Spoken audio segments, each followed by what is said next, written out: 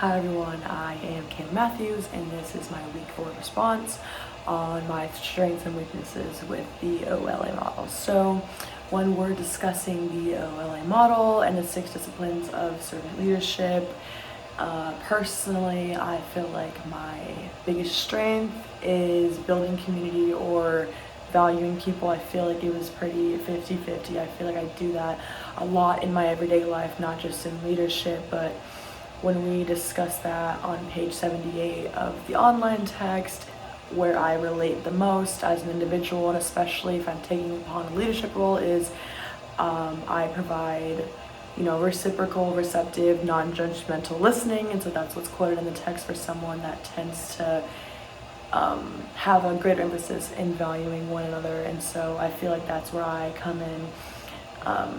And then additionally, with building a community, making sure that I tend to create that community by first individually meeting with, different people on a team or on a workforce. And so, for example, here at PBA, being on the volleyball team, I tend to find myself meeting with my teammates more individually rather than in a group setting, because I, wouldn't get as great as a benefit as I would having a one-on-one conversation. And so having that one-on-one conversation really helps with just, getting to know someone on a deeper personal engagement. And so I feel like, especially because I have the introverted personality, I tend to value people more at an individual level. But with that comes a great area of improvement, which is providing more sharing leadership.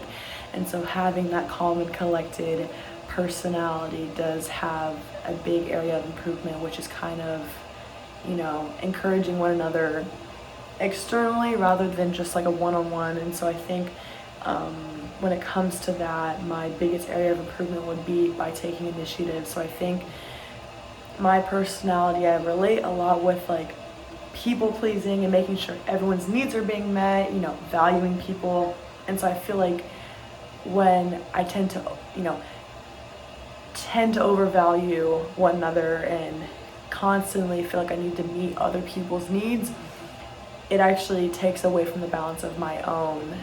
And so with that being said, kind of creating that balance between, being confident and, taking upon this leadership role and then meeting one-on-one or engaging one another off the court or, out of the workforce on my own time, and both can still be done without, sacrificing or taking away from, one's personality or one's perspective and things like that. So I just think that an area of improvement for me would definitely to be sharing power and releasing control. And so on page 79 of the online text, it relates to sharing the leadership. And so it's not necessarily sharing the power and releasing control that I necessarily need the improvement with, but it's like having the power and making sure that, one, I have good intention, and two, that I'm providing, my goodwill to others with that, release of control.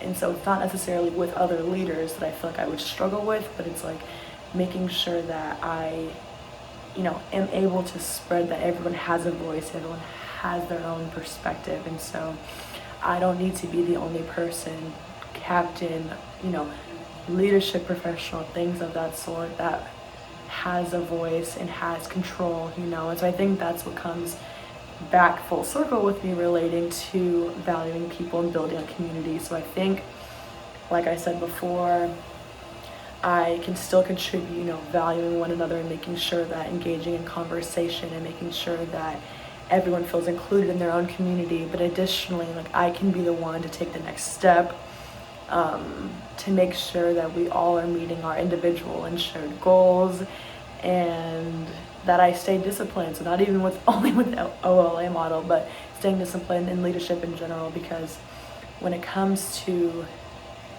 taking a step back and releasing that control, it does kind of create room for other individuals to be able to step up, which is good, but making sure that I, stay consistent with my position as a leader.